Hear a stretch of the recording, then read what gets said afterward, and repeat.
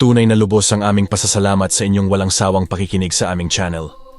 Ang inyong suporta ay nagbibigay inspirasyon sa amin upang patuloy na magbahagi ng mga storya. Maraming salamat sa inyong tiwala at suporta. Simulan na ang kwento. Si Maria ay isang taga-Malilipot, Albay. Ako si Maria, 17-year-old pa lang ako, nag-asawa na ako ng maaga. Ang napangasawa ko ay isang lalaki na hindi mabuhay ang sarili kapag wala sa poder ng mga magulang niya. Minahal ko ang asawa ko kahit ganoon siya. Sabi nga nila, pag mahal mo lahat titiisin mo, lahat gagawin mo. Nakatira kami ng asawa ko sa mga magulang niya. Ang asawa ko minsan tamad, tanghaling tapat na ay tulog pa rin, spoiled kasi siya ng mga magulang niya kaya lumaking tamad. Ako naman itong si Tinga, nagmahal ng lalaking tamad na akala ko magbabago pa. Sabi nga nila ang tao may pagbabago. Dahil nga nakatira kami sa bahay ng mga magulang ng asawa ko, lahat ng gawain sa bahay, ako ang gumagawa. Magluto, maglaba, maglinis ng bahay at kung ano-ano pa. Pero kahit anong pakikisama ang gawin ko, ay hindi talaga ako magustuhan ng nanay ng asawa ko. Tinatrato ako ng bayanan kong babae ng hindi magandang pag-ugali, madalas itong nakasigaw sa akin pag tinatawag ako at inuutusan. Madalas ako pagsabihan ng bayanan kong babae na hindi niya ako gusto para sa kanyang anak, gawa na mahirap lang ako, isang kahig, isang tuka. Ang bayanan kong lalaki mabait sa akin at gustong-gusto niya ako para sa kanyang anak. Patuloy ang pagtatrato sa akin ng masama ng bayanan kong babae. Hanggang dumating yung araw na nagkasakit ako. Nararamdaman ko na masakit ang aking tiyan, binaliwala ko ang sakit ng tiyan dahil para sa akin gutom lang ako. Lumipas ang isang araw, masakit pa rin talaga ang tiyan ko. Kung ano-anong gamot na ang biniling gamot at pinapainom sa akin ng biyanan kong lalaki, subalit hindi pa rin talaga tumitigil ang sakit ng tiyan ko. Kung ano-anong gamot na ang iniinom ko pero hindi talaga ako gumagaling. Umabot ng 4 na araw, 5 araw wala talagang nangyayari na maganda. Hanggang sa napansin ko na lang na unti-unti nang lumalaki ang tiyan ko. Hindi naman ako buntis, hindi naman ako naglilihi, wala naman akong hinahanap na pagkain pero lumalaki talaga ang tiyan ko. Pakiramdam ko sa sarili ko na mamamatay na ako, para bang yung isang paa ko, nasa hukay na. Pakiramdam ko sa loob ng tiyan ko ang laman ng tiyan ko, halos pinipilit at binabaliktad na napakasakit sobra. Nakakaubos ng lakas kung yung maramdaman, walang kasing sakit kung yung susumahin. Suka na lang ako ng suka, halos tubig na lang ang sinusuka ko, gawa na wala akong gana kumain. Ayaw tanggapin ng tiyan ko ang bawat kinakain ko, sinusuka ko na lang. Nalaman ng magulang ko na umampon sa akin ang naging kalagayan ko na nagkasakit ako ng malala. Napasugod bigla ang mama ko sa bahay ng biyanan ko dahil nalaman niyang may sakit ako. Ang mama ko ang nag-alaga sa akin habang nasa poder ako ng biyanan ko.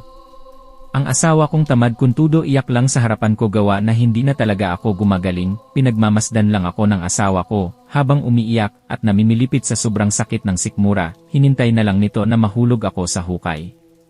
Wala naman magawa ang asawa ko, tamad walang pakinabang, walang diskarte sa buhay. Ang sarap nitong suntukin pero wala akong magawa dahil naghihinalo na talaga ako. Ang mama ko umiiyak na rin dahil sa isang sitwasyon ko na hindi malunas-lunasan. Ang bayanan kong babae alam niyang may sakit ako, nakangiti pa, ng insulto kumbaga, akala mo nanalo sa loto ang mga ngiti nito, abot langit. Hinayaan ko na lang ang nakakalokang reaksyon ng bayanan kong babae sa akin, ang ginawa ko na lang yumuko ako at nanalangin sa may kapal na nagbigay ng buhay sa akin. Hanggang sa naisipan ng mama ko na isugod ako sa magaling na albularyo na kayang lumikas ng sakit na nararamdaman ko. Nagtanong-tanong ang mama ko sa kanyang kapitbahay kung mayroon silang kilala na magaling na albularyo. Mayroon na isang mabuting kapitbahay ang nagturo sa mama ko na mayroong magaling na albularyo na marunong gumamot sa sakit ng sikmura. Nakatira ito sa barangay Bangkilingan.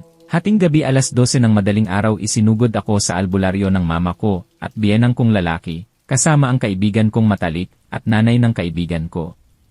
Alas 12 ng madaling araw ako isinugod sa albularyo, gawa na paghating gabi malakas ang puwersang dala ng magagaling na albularyo. Pagdating namin ng mama ko sa bahay ng albularyo, nasilayan ko ang bahay ng albularyo na gawa sa kawayan.